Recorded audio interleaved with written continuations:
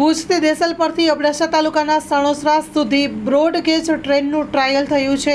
દીપકભાઈ Vora pilot project અંતર્ગત ભુજથી દેસલ પરથી અબડાસા તાલુકાના સણોસરા સુધી બ્રોડગેજ ટ્રેનનું આજે 16/7/2024ના રોજ ટ્રાયલ થયું હતું। દીપકભાઈ વોરાએ જણાવ્યું કે સેફટી કમિશનર આવેલ છે અને 2 દિવસમાં ટ્રાયલ લેવાના છે, ત્યારે આ માટે ભુજથી દેસલ પર અબડાસા તાલુકાના સણોસરા સુધી બ્રોડગેજ ટ્રેનનું આજે ટ્રાયલ થયું હતું।